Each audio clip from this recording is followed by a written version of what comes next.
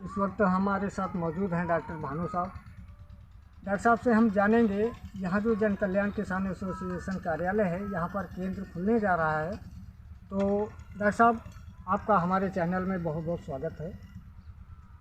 और आपसे हम ये जानना चाह रहे हैं कि आप किन किन देशों से आप चिकित्सा क्षेत्र में शिक्षा प्राप्त करके आए हैं। Thank you.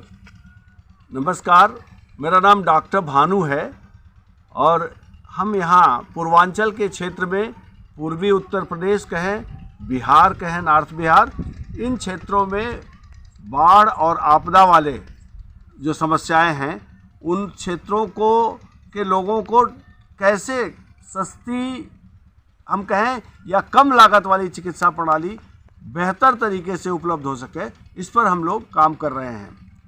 इसी सोच के साथ में यहाँ ग्राम उमरी में जो जन कल्याण किसान एसोसिएशन है, इनके परिसर में अच्छा खासा जगह है, वहाँ पर हम लोग एक केंद्र स्थापित करने की बात कर रहे हैं, जिसका नाम आभा पंचतत्व क्लिनिक के रूप में कहा गया है। आभा पंचतत्व क्लिनिक इसलिए कहा गया है क्योंकि आज जो कोरोना के बाद लोगों की समस्याएं हैं स्वास्थ्य संबंधी, वो बिल्कुल अलग हो गई हैं। अलग होने का मतलब यह है कि लोगों के मन में आ गया है कि कितना भी चिकित्सा कराया जाए। अमेरिका जैसे देश में भी, जहां लाखों लाखों की संख्या में लोग मर रहे थे, वहां भी भारत की जो चिकित्सा पद्धति है उसमें बहुत कम मौतें हुई हैं उनकी तुलना में। तो कैसे हम अपनी जो ऊर्जा है उसको पुरानी चिकित्सा पद्धति को रिवाइव करने में खर्च करें और आगे बढ़ें, ताकि लोगों का जीवन बेहतर हो, न कि जीवन दुश्वार हो। अंजलि जी, आपने पूछा था कि मैंने कहाँ से शिक्षा प्राप्त किया है, तो मैं आपको बताना चाहूँगा कि बीएससी करने के बाद हमने एमबीबीएस की शिक्षा प्राप्त की उस्मानिया यूनिवर्सिटी हैदराबाद से, और उसके बाद हम ट्रॉपिकल मेडिसिन महिडाल यूनिवर्सिटी से करने चले गए और वहाँ पर हमने शिक्षा प्राप्त की। फिर हम वहाँ से एडवांस मेडिसिन में कोर्स करने के लिए सिंगापुर चले गए और वहाँ से शिक्षा प्राप्त की। तो इस तरह से करीब 2 साल प्लस की बाहर की शिक्षा एमबीबीएस के बाद प्राप्त करने के बाद हमने यहाँ पर आके काम शुरू किया था। हम बीमारियों में गिने जा रहे हैं, जैसे हार्ट अटैक है, शुगर है, कैंसर है, तो इसके बारे में आप क्या सुझाव देना चाहेंगे? आपने बहुत अच्छा सवाल पूछा। देखिए, आज की तारीख में जो एलोपैथिक तरीका है चिकित्सा करने का, उससे कोई भी बीमारी का इलाज होता है, तकलीफ कम होती है, लेकिन दूर नहीं होती है। जिन बीमारियों के बारे में आपने पूछा, चाहे वो डायबिटीज़ हो, चाहे वो ब्लड प्रेशर हो, चाहे वो चमड़े की बीमारियां हो, सोरियासिस खासतौर से, ऑटो इम्यून डिजीज़ हो, ये सारी की सारी चीज़ें ऐसी हैं जो ठीक नहीं होती हैं, दवा से दब जाती हैं।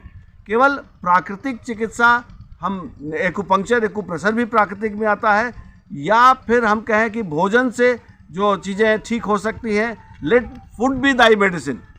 तो कैसे हम भोजन और प्राकृतिक चिकित्सा, सूर्य के धूप से, इनसे बच करके, इनका उपयोग करके और अपनी बीमारियों को पूर्णतया ठीक कर सकते हैं, ये संभव है। सवाल मैं जानना चाहूँगा डॉक्टर साहब, ये जैसे खान पान, अभी आपसे बात हुई, खान पान की वजह से कुछ बीमारियां जो बढ़ जाती हैं, तो उनकी आपकी पद्धति से कैसे रोकथाम की जा सकती है, कुछ संक्षेप में? बहुत अच्छा आपने सवाल पूछा कि खान पान बहुत महत्वपूर्ण है। हम कहते हैं कि ऋतुचर्या, दिनचर्या, ये जो बातें कही गई हैं हमारे पुराने पद्धतियों में, वो उसकी समझ न होना हमारे लिए एक मुसीबत का कारण है। हमें कब क्या खाना चाहिए, सुबह में क्या खाना चाहिए, दोपहर में क्या खाना चाहिए और शाम को क्या खाना चाहिए, किस ऋतु में क्या खाना चाहिए, इसकी समझ बहुत आवश्यक है। 2 शब्दों में आज चलते चलते इसको कहना बड़ा मुश्किल है कि कब क्या खाएं, क्योंकि किताबें भरी पड़ी हैं। लेकिन अनुभव के आधार पर प्रत्येक मरीज के लिए हो सकता है भोजन हम लोगों को थोड़ा सा चेंज करना पड़े, और उससे ही उसमें बहुत सारे परिवर्तन दिखेंगे और ये बेहतर स्थिति ला सकते हैं। सर, एक और सवाल थोड़ा सा आ रहा है जो ये आजकल बीमारियों में दवाइयाँ खाई जा रही हैं, तो कहीं ना कहीं अगर देखा जाए तो इनका दुष्प्रभाव भी पड़ रहा है।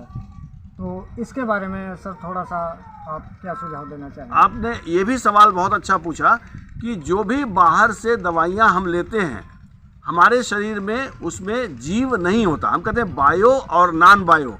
जो कुछ भी बायो है उसमें जीव है और जो केमिकल है उसमें जीव नहीं है, वो निर्जीव है।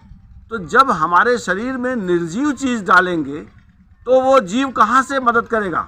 वो हमारी समस्याओं को, यानी कहते हैं ना कि लक्षणों को कम करता है, लेकिन वो निर्जीव है। तो हमें वो चीज़ें खाने की ज़रूरत है जिसमें जीव हो, और जब जीव खाएंगे तो फिर निश्चित है कि हमारा जीवन बेहतर होगा। धन्यवाद और देखते रहिए इंडिया वार्ता न्यूज़ चैनल। मैं अंजनी कुमार, बाराबंकी जिला संवाददाता।